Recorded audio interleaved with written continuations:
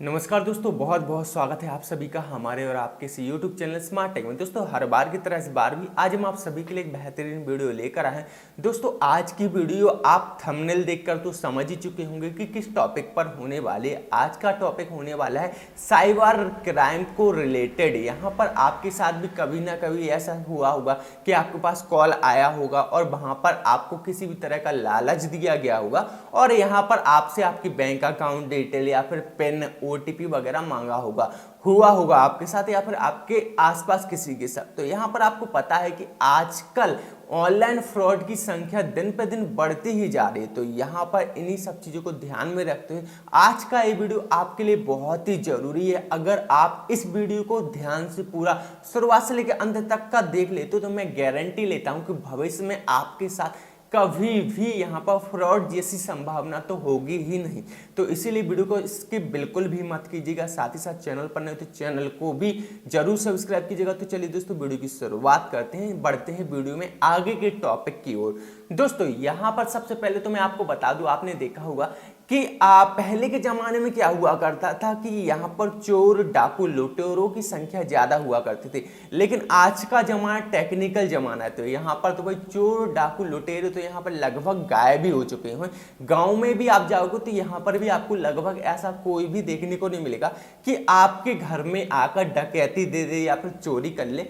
लेकिन यहाँ पर उसी के उल्टा यहाँ पर देखने को मिल रहा है कि यहाँ पर आजकल जैसे जैसे टेक्नोलॉजी बढ़ रही है तो यहाँ पर ऑनलाइन क्राइम आपके साथ बढ़ते ही जा रहे हैं। तो इन्हीं क्राइमों को सबसे पहले तो आपको समझना होगा कि किस किस तरह से आपकी जेब खाली करने के लोग आपको किस तरीके से यहाँ पर उल्लू बना सकते हैं, लालच दे सकते हैं, डर बता सकते हैं। यहाँ पर देखिए दोस्तों, मैंने एक लिस्ट बनाकर रखी आपको समझाने के लिए ताकि मैं आपको स्टेप बाय स्टेप सारी डिटेल समझा सकूं, ठीक है ना। तो यहाँ पर देखिए सबसे पहले तो कोई भी यहाँ पर ऑनलाइन फ्रॉड आपके साथ करना चाहेगा तो यहाँ पर सबसे पहले तो वो आपको लालच और डर बताएगा, ठीक है ना। किसी भी तरह का या तो डर बताएगा या फिर लालच। कोई आपका रिलेटिव बन जाएगा झूठ मूठ का और आपको लालच देगा कि भाई मुझे पैसे डलवाने हैं या फलाना ठिकाना है, या फिर आपको डर बताएगा कि आपका अकाउंट ब्लॉक हो जाएगा, आपके साथ ये हो जाएगा वो हो जाएगा अगर आप ऐसा नहीं करोगे, या फिर आपका शुभ चिंतक बन जाएगा। तो ऐसे में आपको सावधान रहना है, ठीक है ना।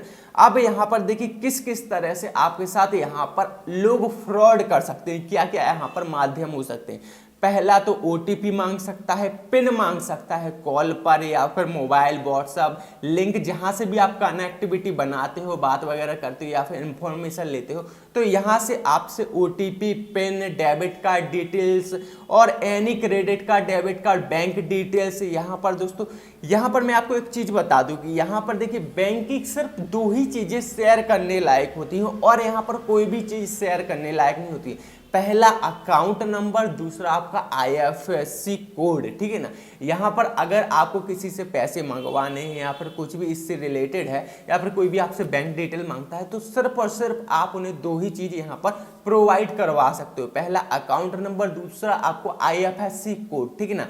यहाँ पर ये ध्यान दीजिएगा, अगर कोई अनजान व्यक्ति तो उसको आपको कभी भी अपने पासबुक की फोटो कॉपी भी यहाँ पर सेंड नहीं करनी है। इस चीज का विशेष ध्यान रखें, ठीक है ना।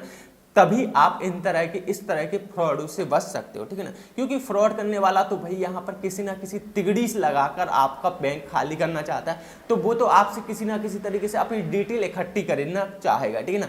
और यहाँ पर जो आपकी पासबुक होती है, पासबुक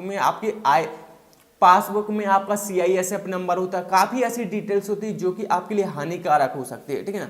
यहाँ पर इसीलिए इन चीजों का ध्यान दें कि आपको कभी भी अकाउंट नंबर, आईएफएससी कोड को छोड़कर यहाँ पर किसी भी चीज को शेयर नहीं करना है जिस व्यक्ति को आप जानते नहीं हो, ठीक है ना। फिर चाहे वो आपको किसी भी तरह का लालच दे।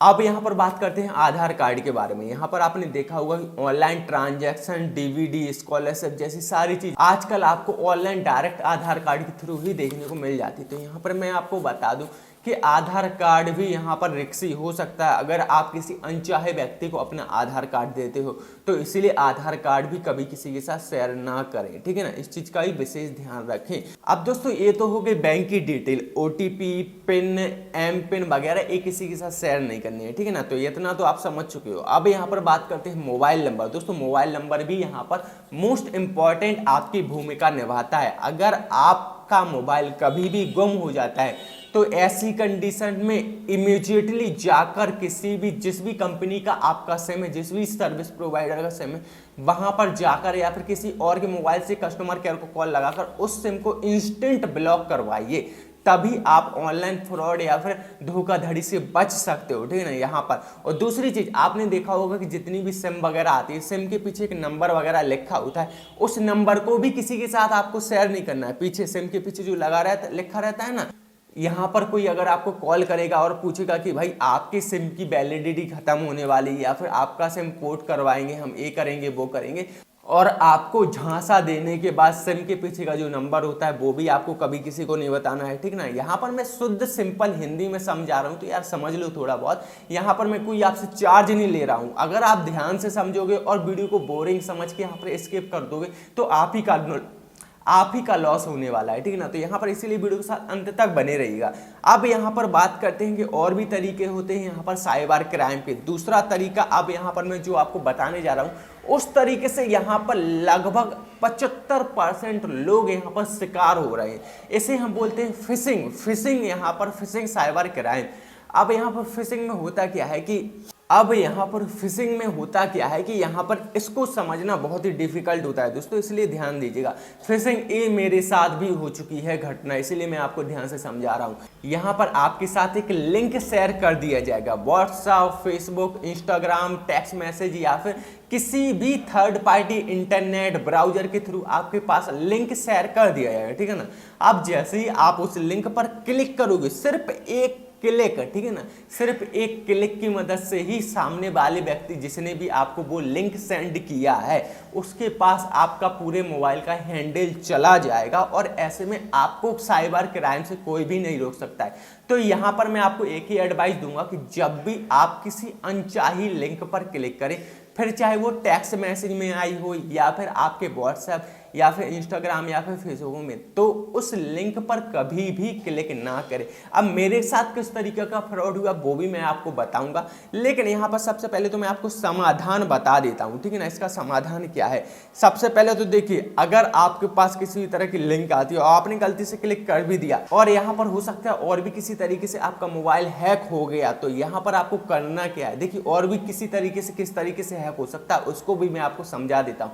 देखिए, अगर कोई आपको व्हाट्सएप या फिर ईमेल या फिर किसी भी तरह के कम्युनिकेशन प्लेटफॉर्म पर अगर आपसे कोई भी किसी भी तरह की लिंक पर क्लिक करने के लिए बोलता है या फिर किसी भी तरह का ऐप डाउनलोड करने के लिए बोलता है, किसी भी तरह का क्रैक इंस्टॉल करने के लिए बोलता है, तो यहाँ पर भी आपके साथ फ्रॉड हो सकता है। अब देखिए यहाँ पर होता क्या है, मान लीजिए मैंने लिंक का तो आपको बता दिया कि आपने लिंक पर क्लिक किया तो सामने वाले के पास यहाँ पर आपका जो आपके मोबाइल का हैंडल है वो पहुंच गया, अब वो आपके मोबाइल को ऑपरेट कर सकता है। और दूसरी तरफ यहाँ पर मान लीजिए आपने किसी भी तरह का अपने मोबाइल में ऐप इंस्टॉल किया, ये वाला ऐप इंस्टॉल कर लो और आपने कर लिया इंस्टॉल, लेकिन जब आपने अपने मोबाइल चेक किया तो आपको अपने मोबाइल में वो ऐप मिला ही नहीं इंस्टॉल करने के बाद, या फिर मिल भी गया तो वो आपके किसी काम का नहीं, ठीक है ना।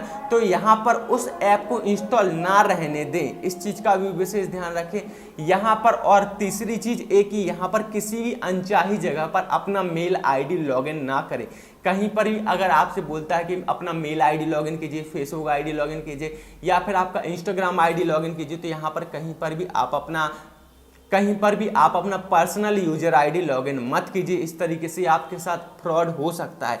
अब यहाँ पर बात करते हैं कि इन सब चीज़ों से बचा किस तरीके से जाए। तो यहाँ पर दोस्तों जैसे ही आपके साथ ऑनलाइन फ्रॉड होता है, आपको पता चल गया कि हाँ आपका मोबाइल हैक हो चुका है, किसी और के पास आपके मोबाइल का हैंडल पहुंच चुका है और यहाँ पर आपके मोबाइल से धड़ाधड़ पैसे कटते जा रहे हैं, तो यहाँ पर मैं आपको एक हेल्पलाइन नंबर देने की कोशिश करता हूँ। यहाँ पर एक गवर्नमेंट हेल्पलाइन नंबर, जैसे ही आपके अकाउंट से किसी तरह के अनचाहे ट्रांजैक्शन होता है, तुरंत आपको इस नंबर पर कॉल करना है 155260। ये नंबर साइबर हेल्पलाइन नंबर है। यहाँ पर दोबारा से मैं बोले देता हूँ 155260। यहाँ पर इस नंबर को नोट कर लीजिएगा, ठीक है ना। किसी भी तरीके से अगर आपका मोबाइल या फिर कंप्यूटर हैक हो जाता है तो किस तरीके से आपको बचना है, इस चीज को ध्यान से समझिएगा, ठीक है ना।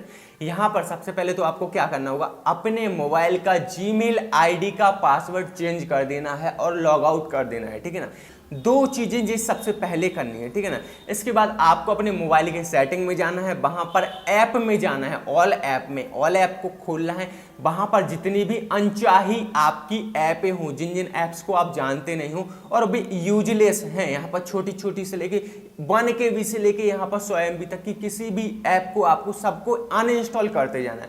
जो भी आपके काम की नहीं, सभी को अनइंस्टॉल करते जाइएगा। इसके बाद दोस्तों यहाँ पर जीमेल तो आपने लॉग आउट कर दी और अनचाहा ऐप भी अनइंस्टॉल कर दिया। अब यहाँ पर आप जितनी भी सोशल मीडिया अकाउंट चलाते हो उन्हें भी लॉग आउट करना जरूरी है, जैसे कि फेसबुक, इंस्टाग्राम, ट्विटर, यहाँ पर इन चीज़ों को भी लॉग आउट आपको करते जाना है। यहाँ पर विशेष ध्यान दीजिएगा कि इसके बाद आपको लास्ट में जितने भी आपके मोबाइल में पेमेंट ऐप वगैरह है उनका आपका एम पिन वगैरह जो भी हो उसको तुरंत चेंज कर देना है। अगर चेंज करते नहीं बन रहा है तो तुरंत आपको क्या करना है कि वहां पर आपको अपने जो जितनी बैंकिंग ऐप या फिर यूपीआई ऐप है सबको अनइंस्टॉल कर देना है, ठीक है ना।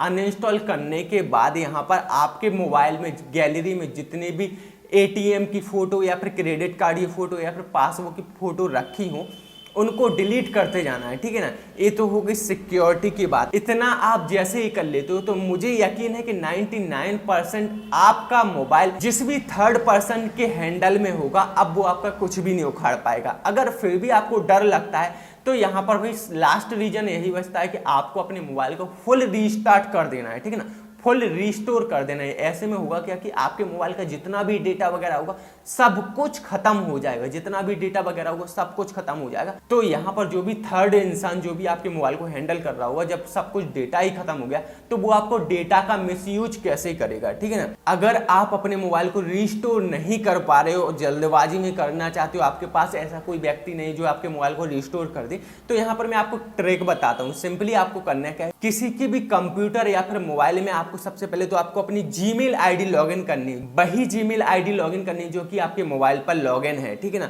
उस जीमेल आईडी को लॉगिन क्रोम ब्राउजर पर करिएगा। क्रोम ब्राउजर लॉगिन करने के बाद यहाँ पर आपको सर्च करना है गूगल पर सर्च कर देना है Android device manager. Android device manager search करने के बाद यहाँ पर जो भी फर्स्ट लिंक आती है गूगल क्रोम पर, उस पर आपको क्लिक करना है। क्लिक जैसे ही करोगे तो देखिए वहां पर जितनी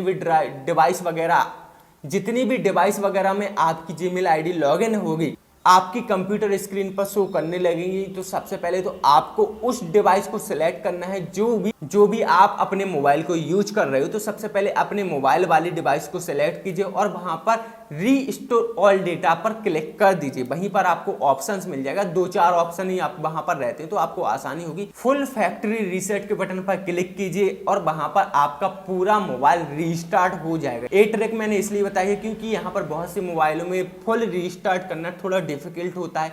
कभी कभार यहाँ पर पिन वगैरह लगा होता है, आपको पिन पता नहीं होता है, तो ऐसे में प्रॉब्लम आ जाती है। तो उम्मीद करता हूं दोस्तों यहाँ पर जो चीजें मैंने आपको बताई आपको वो सही समझ आ चुकी होंगी। अगर आपने वीडियो स्किप करके देखा है तो आपको कुछ भी समझ नहीं आया होगा, मैं खुद जानता हूं, ठीक है ना।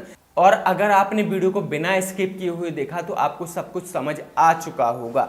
तो उम्मीद करता हूं दोस्तों यहाँ पर आज के ये वीडियो आप सभी को पसंद आई होगी। अगर वीडियो पसंद आए तो वीडियो को लाइक कमेंट करना ना भूलें, साथ ही साथ दिए गए इंस्टाग्राम आईडी पर ही फॉलो करें। तो चलिए दोस्तों आज की वीडियो में इतना ही, मिलते हैं नेक्स्ट वीडियो में। धन्यवाद।